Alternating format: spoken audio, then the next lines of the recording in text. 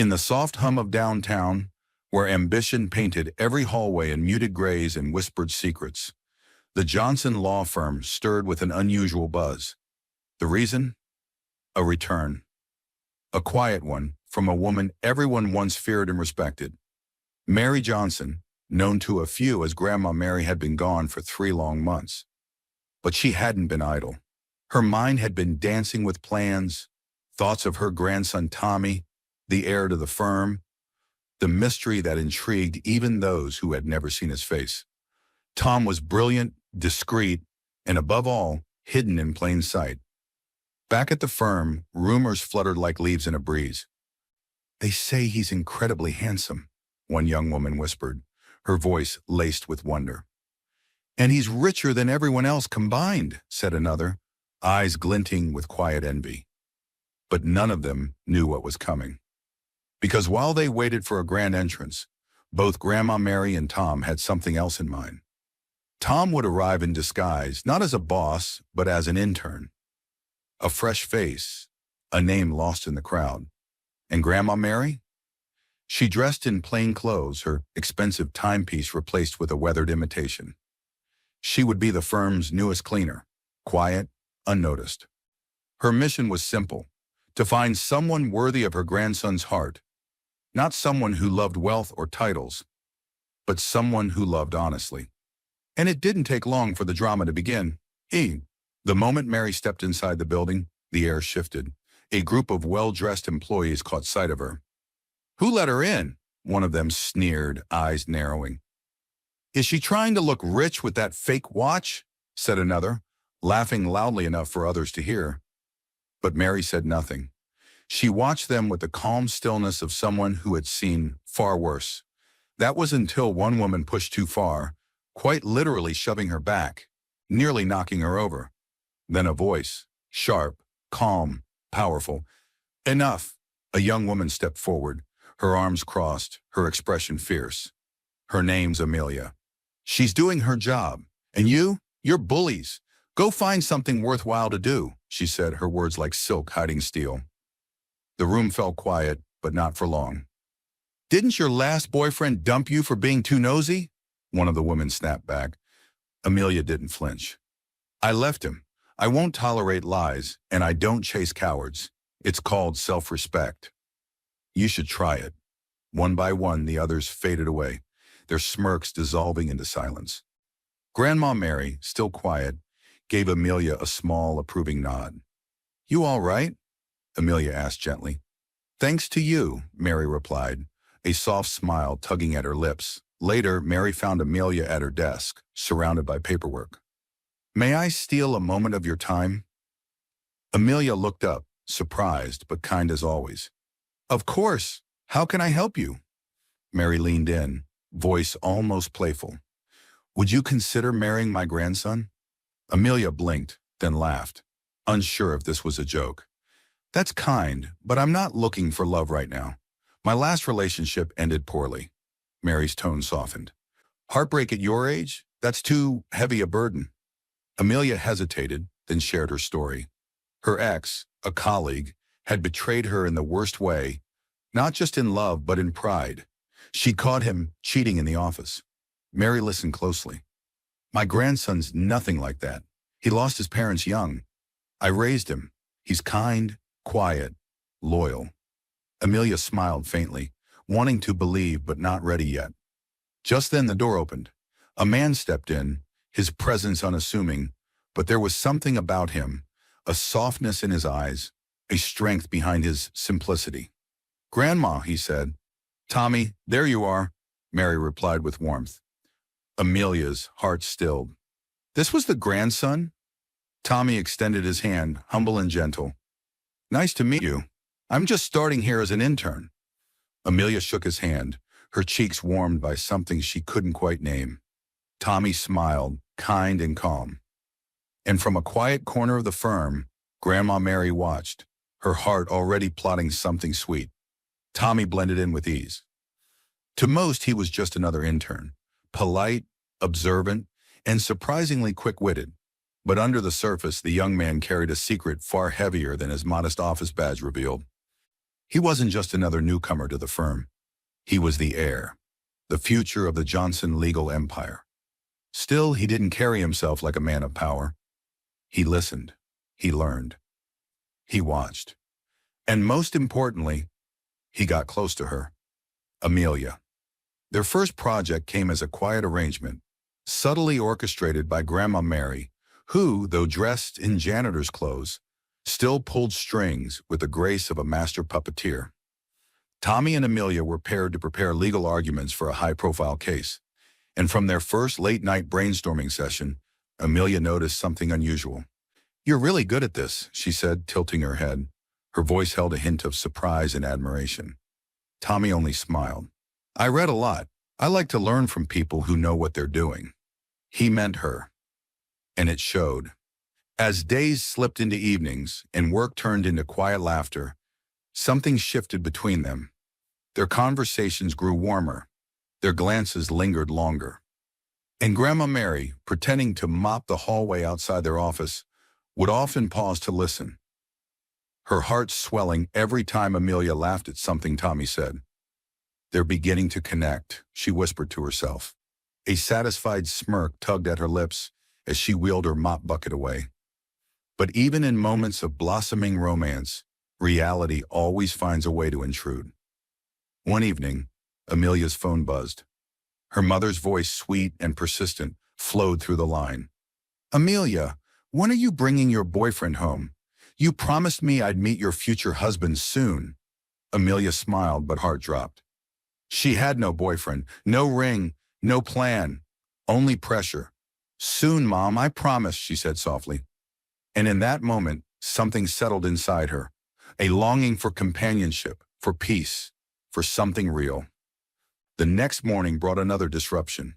The office was buzzing, not just with gossip this time, but anticipation. Tom Johnson, the real one, the invisible CEO, was rumored to make a grand appearance. "He's only picking the best lawyers to work on his team," someone whispered. "Definitely not you, Amelia," sneered a sharp voice. Lucy.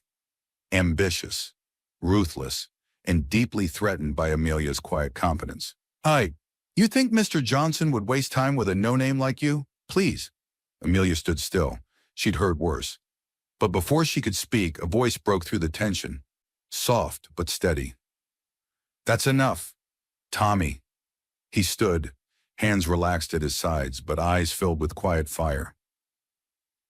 "You don't get to belittle people just because you're louder," he said, his voice calm. "Amelia is one of the smartest people here, and if Tom Johnson values true talent, I'm sure he'll see that in her before anyone else." Lucy scoffed. "You're just an intern. Stay in your lane." But Tommy didn't flinch. "Maybe I am, but I know this. Lifting people up is always better than tearing them down." That night, as Amelia replayed the scene in her head, she couldn't help the soft flutter in her chest. He was kind, protective, different. And for the first time in a long time, she wondered if love could grow quietly, like morning light filtering through old blinds. Over the next few weeks, that light grew. Together, Amelia and Tommy worked late nights, shared inside jokes, and supported one another in ways neither expected. Coffee breaks became conversations. Silence became comfort. Work became something more. Tommy, in his gentle way, asked her on a date. And though she hesitated for a moment, Amelia nodded with a soft smile.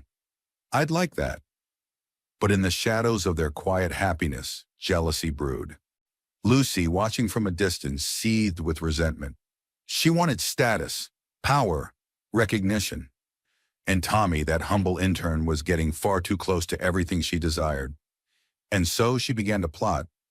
In the golden glow of late office hours, Amelia and Tommy sat shoulder to shoulder, reviewing pages of legal documents.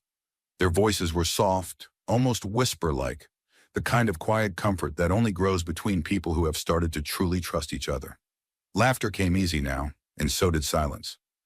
They had created a quiet world within the walls of their shared workspace. But someone else was watching. Lucy. From her desk just a few steps away, her eyes followed them like a hawk. Her jealousy had turned bitter, sharp, And she wasn't just annoyed, she was determined. In her mind, Amelia was the obstacle. And obstacles needed to be removed. It began with a whisper of a plan, a tampered file, a shuffled document. Small moves with big consequences. Lucy waited until the day Amelia and Tommy were scheduled to present a case summary to a major client. It was an opportunity Amelia had worked hard for, her professionalism on full display. But just before the meeting, she opened the folder and froze. The files were wrong, pages missing, others out of order. Her heart pounded in her chest. "This isn't right," she whispered. Tommy leaned over, his brow furrowed. In a flash, his eyes scanned the documents. "This was altered," he murmured. With seconds to spare, Tommy retrieved the original files from backup. His instincts, sharpened over years of quiet study and unspoken leadership, kicked in. The meeting went smoothly. No one suspected a thing. Except Lucy. She watched them from across the boardroom, her jaw tight, her eyes burning with rage. Her plan had failed, but her resolve only deepened. "You're lucky this time," she hissed to Amelia later in the hallway. "But trust me, I'll be watching when you finally trip." Tommy heard every word, and he'd had enough. That evening, under the pale office lights, he stood up in front of a few lingering staff. "I need everyone's attention," he said calmly. His voice wasn't loud, but it held weight. "There's something I haven't been honest about. I'm not just an intern." The room paused. Laughter followed, not because it was funny, but because it sounded impossible. "I'm Tom Johnson," he continued. "I came here undercover to understand the culture of this firm, to know how things run when no one's watching." The room felt quiet. But not everyone believed him. Lucy's laughter was sharp and cruel. "You? Tom Johnson? That's the best joke I've heard all year. You think you can trick us into thinking you're the boss just because you act like a saint?" Even Amelia looked confused. She pulled him aside, her voice low and urgent. "Tommy, what are you doing? If the real Mr. Johnson finds out you're pretending to be him, it could ruin your career. Please just stop." Tommy met her eyes, his voice steady but tired. "I'm telling you the truth." Amelia shook her head. The idea was too wild, too unreal. Then from across the room came another voice, smug, mocking. "Well, well. Looks like you've really outdone yourself this time, Amelia," said Mark, her ex, still working at the firm. "First you get dumped, then you start dating an intern pretending to be your boss? You really don't have any standards left, do you?" Tommy's jaw clenched. "Mark, leave her out of this," he said. "Or what? You'll sue me with your fake law degree?" Mark scoffed. "You're nothing but a fraud." But then the HR director walked in, flanked by security. "Mark, you've been warned before. This is your final strike. You're fired, effective immediately." Gasps echoed through the room. Mark's face turned red with fury, but he was quickly escorted out. His reign of passive-aggressive snipes finally ended. Still, the damage lingered. Amelia was shaken, not because of Mark, but because she didn't know who to believe anymore. She pulled Tommy aside one more time. "If this isn't true, if you really are lying, the consequences will be worse than you think," she said, her voice barely above a whisper. Tommy placed a gentle hand on her arm. "None? Then let me prove it. Tomorrow. Everything will make sense." That night, he made a call. To James, his trusted assistant. "Come to the office. Pretend to be me. I need to see how they react to the wrong man." James chuckled through the line. "This is your big reveal, huh?" "No," Tommy replied quietly. "This is me setting the stage for the truth."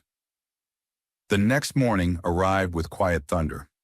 The Johnson law firm shimmered under the soft morning sun, its corridors buzzing with excitement. Something, or rather, someone was coming. The elusive CEO, Tom Johnson, at long last. At exactly 9 o'clock, the elevator doors slid open. Out stepped a man in a perfectly tailored navy blue suit, tall, composed, carrying an air of quiet dominance. His stride was measured, his smile subtle and powerful. James, pretending to be Tom. The staff rose from their desks, practically holding their breath. "Mr. Johnson," Lucy said sweetly, walking up with the kind of practiced grace she had spent her career perfecting. "It's such an honor. I've admired you from afar for so long." James nodded politely. "Thank you. I'm eager to see what everyone here is capable of." Lucy beamed. She had no idea she was talking to the wrong man. From a quiet desk in the far corner, the real Tom, still in his intern disguise, watched it all unfold, his expression unreadable, his thoughts carefully masked. Nearby, Amelia worked silently, focused, unmoved by the spectacle. Tom couldn't help but notice. She didn't need to impress anyone, and that in itself was impressive. Meanwhile, in the background, Grandma Mary continued her slow sweep across the floor. Dressed in plain clothes, still carrying her old mop bucket, she watched the drama unfold like a silent conductor. Her eyes never strayed far from Amelia. "She's the one," she whispered to herself. "I've seen enough." Later that afternoon, Grandma Mary approached Amelia, her step slower than usual. Her hand rested on her chest, her voice frail. "Dear, could you help me sit for a moment? I'm not feeling well." Amelia rushed to her side. "Are you okay? Should I call someone?" Grandma Mary shook her head gently. "It's nothing a doctor can fix. It's just age. And one last wish." Amelia blinked, concern etched across her face. "What kind of wish?" Mary gave her a tired, knowing smile. "I just want to see my grandson married before I leave this world. To someone kind, someone strong, someone like you." Amelia's breath caught in her throat. "Me?" "Yes," Grandma Mary said softly, squeezing Amelia's hand. "He loves you. I can see it. And you care for him too. That's enough." That night, Amelia sat in her apartment, her thoughts a whirlwind of confusion and emotion. She loved Tommy, his gentleness, his honesty, the way he looked at her as if she were the only one in the room. Even if he wasn't rich, even if he wasn't powerful, he had something that made her feel safe. But now the sudden talk of marriage, and Grandma's frail state, and the pressure from her own mother, who texted that very night, "When are you bringing your fiancé home? I can't wait to meet him." It all swirled around her like a storm. And yet a calm whisper deep inside her said, "He makes you happy. Isn't that enough?" What she didn't know was that, miles away, Tommy was having his own crisis. Grandma's request had reached him too. And it shook him. She was right. He loved Amelia. But the truth, the full truth, still lay unspoken. As he wrestled with what to do, a message came through. From Grandma Mary. "Come see me. It's urgent." Tommy arrived at her apartment to find her lying on the couch, pale and quiet. "Grandma," he asked, rushing to her side. "Tommy," she whispered dramatically, "I don't have much time. You need to marry her. Soon. She's the one." "I've already spoken to her." Tom's heart skipped. "You what?" But Grandma Mary only smiled faintly. "You'll thank me later." The next morning, both Tommy and Amelia were called into Grandma's room at the firm's staff quarters. She looked weaker than ever. "You two, you make me proud," she said gently. "Before I go, I just want to know you're together." There was a long pause. Then Amelia, eyes brimming with emotion, nodded softly. "All right, I'll do it." She looked at Tommy, her voice calm but full of truth. "I've fallen for you. I don't care about money or power. I care about the way you treat me, the way you see me." Tommy took her hand. "Then I promise, I'll spend the rest of my life making you feel loved." And with that, the wedding was set. The wedding was not grand. There were no glittering chandeliers, no orchestra, no paparazzi waiting outside. Instead, there was simplicity. A local registry office, 2 hearts, 1 quiet promise. Amelia wore a modest white dress, the kind that let her natural beauty shine without the help of diamonds or lace. She looked like poetry, calm, luminous, real. Tom, in a crisp suit, watched her from across the room as if she were a vision only he could see.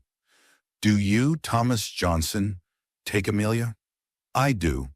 His voice, though low, held the steady truth of someone who had waited his whole life for this moment. "And do you, Amelia?" "I do." She smiled through the words, her eyes never leaving his. And just like that, under the watchful eye of Grandma Mary, who, despite her supposed illness, seemed unusually spry, they were pronounced husband and wife. Afterward, the three of them sat down to a small dinner. Nothing lavish, just laughter, memories in the making. But as the candlelight flickered across Amelia's face, Tom's thoughts darkened slightly. He had lied, not out of cruelty, not even out of cowardice, but because the truth had grown too heavy to say.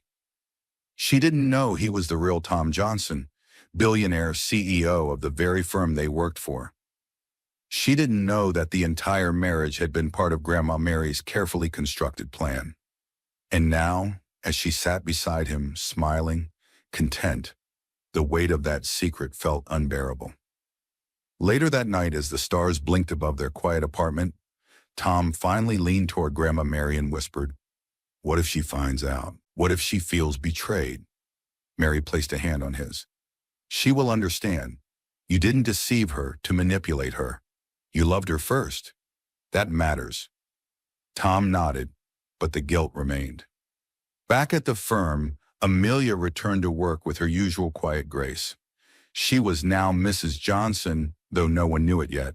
Not Lucy, not the senior partners, not even the assistants whispering by the coffee machine. Lucy, still unaware, was more bitter than ever. And bitterness makes people dangerous. One afternoon, as Amelia wrapped up a meeting, Lucy stood abruptly. "I have something to report," she announced, holding up a file. The room turned quiet. "Amelia has been leaking documents to our competitors. I have the emails right here." Gasps. Eyes turned. Whispers erupted like wildfire. Amelia's face drained of color. "That's not true," she said softly, but her voice was barely heard. Lucy dropped the folder on the table dramatically, a smirk playing at her lips. "Check the metadata. Her name is all over it." From across the room, Tom clenched his fists under the desk. Still wearing the disguise of an intern, he couldn't speak, not yet. But he would act. That night, as Amelia sat quietly at her desk, he approached her gently. "I believe you," he whispered. She looked up, startled, but grateful. "Thank you, but belief may not be enough this time." In the background, Grandma Mary was already moving her invisible chess pieces. She called in quiet favors, hired private investigators, and most importantly, she watched Lucy. From the shadows, Mary began to collect evidence. What she discovered only deepened her suspicion. The emails were fake. The timestamps didn't match. The logins traced back not to Amelia's computer, but to Lucy's. Still, they needed proof. Meanwhile, Amelia was summoned to meet with Mr. Johnson, James, still pretending to be the CEO. Lucy accompanied her, certain that her plan was foolproof.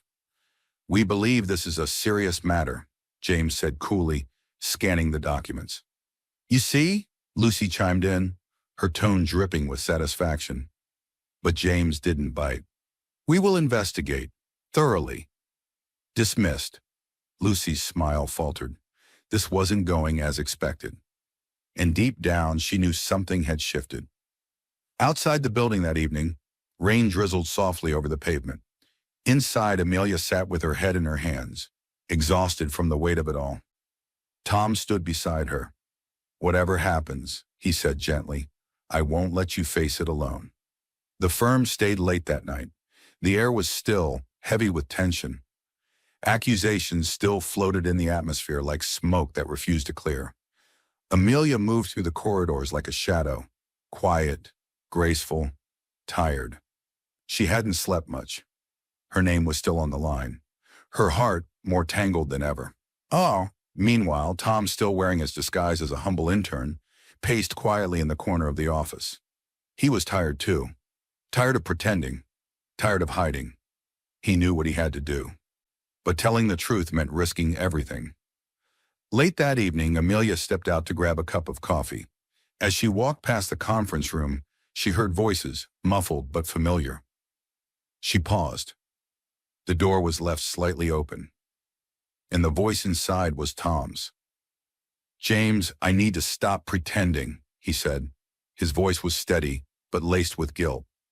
"Amelia doesn't deserve this. I've tried to tell her, but she didn't believe me. Now that we're married, I can't keep lying to her."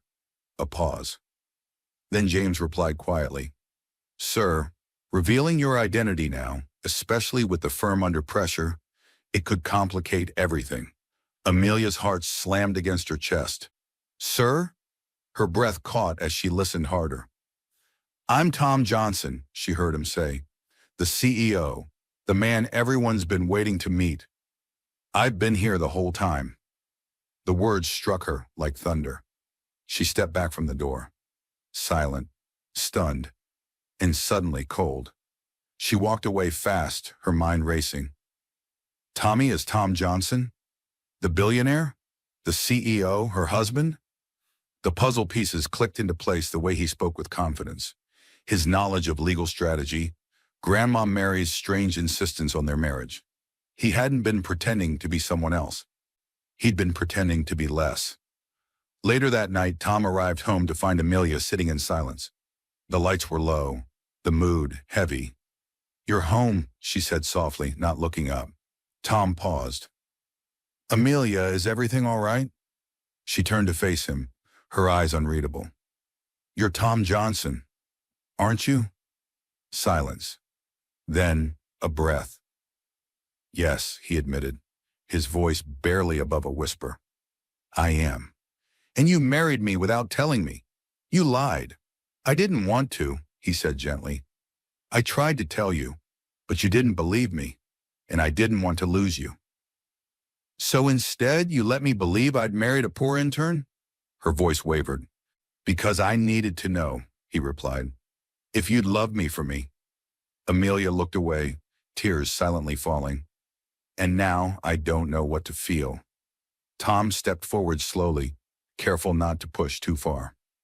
"I love you. That's the only truth that matters to me. I'll accept whatever you decide. Just know I never meant to hurt you." There was a long, heavy pause. Then Amelia said, through tears and quiet resolve, "I need time, but I'm not leaving. Not yet." Tom nodded, a whisper of relief in his breath. "I'll wait, for as long as it takes." The morning after the truth came out, the office had no idea what had transpired behind closed doors. To them, Amelia was still the quiet, hardworking lawyer. To them, Tommy was still just another intern. And to Lucy, Amelia was still a target. But something had shifted. Amelia walked in differently. Head a little higher. Back a little straighter. Not because of the man she'd married, but because of the woman she was finally ready to be. Still, whispers trailed behind her like perfume. "Did you hear? I bet she gets fired next. She's not even that smart." Lucy led them all, her voice sharper than ever. "Let's be honest, Amelia doesn't belong here. When Mr. Johnson really shows up, he'll see that she's just dead weight." Amelia said nothing. "Not yet." Meanwhile, the real Tom Johnson remained silent too, keeping up the charade for just a bit longer, but his eyes were always on her. That afternoon, during a routine team meeting, Lucy rose to her feet once more. "I have further evidence," she announced, holding up a folder thick with documents. Emails confirming Amelia's betrayal. Leaked files, proof. Gasps echoed through the room. Amelia stood still, heart steady. But she didn't defend herself this time, because she didn't have to. From the back of the room, Grandma Mary walked in, not as a cleaner, but as herself. Poised, powerful, unmistakable. "Before we let this performance continue," she said calmly, "I believe there are a few things that need clarifying." She handed out copies of real evidence, server logs, email traces, surveillance footage, a digital trail, all leading back to one name, Lucy. The room went silent. Lucy's face turned pale. This is fabricated," she stammered. But another voice joined the room. James, still posing as Mr. Johnson, stepped forward. Actually, Lucy, he said coldly, we had your computer audited. You accessed restricted files late at night. You edited them, and you framed an innocent woman. Lucy's voice cracked. You can't prove anything. The door opened again, and in walked Lila. Draped in diamonds, looking calm but cornered. I can, she said softly. The room turned to her in shock. I helped her. I gave her access. I was jealous. I wanted Amelia gone. I thought if I helped Lucy, maybe I could get close to Tom again. Gasps, again. Tom, still silent, finally stepped forward. This time he didn't hide. No disguise. No pretense. Just truth. You already are close to me, he said quietly. Closer than you realize, because I'm not just Tom the intern. He straightened his jacket. I am Tom Johnson. Silence slammed across the room like a thunderclap. The fake CEO had been real all along. And Amelia? She was not just a staff member anymore. Also, Tom said, his voice warm, Amelia is my wife. Stunned silence, then murmurs, then full-on chaos. Eyes widened. Mouths fell open. Lucy stepped back as if the floor beneath her cracked. One by one, those who had doubted Amelia began to stammer apologies. Mrs. Johnson, we didn't know. We're so sorry. But Amelia's voice was clear and calm. It's not about me being married to a CEO, she said. It's about basic respect, human decency. You shouldn't need someone's status to treat them with kindness. Tom turned to the room, his expression stern. Effective immediately. Lucy is terminated. Lila will speak separately. But know this firm will no longer tolerate bullying, gossip, or manipulation. Lucy, red-faced and trembling, was escorted out. Lila followed quietly behind her, and as the doors closed, peace settled. For the first time in weeks, Amelia breathed, really breathed. Later that evening, in the quiet of Tom's office, she turned to him with a small smile. Thank you for standing by me. Tom reached for her hand, pressing it gently to his lips. Always. Outside, the city kept moving. But inside, something had finally stilled. Amelia wasn't just a lawyer anymore. She wasn't just Tom's wife. She was a woman who had faced whispers and answered them with truth.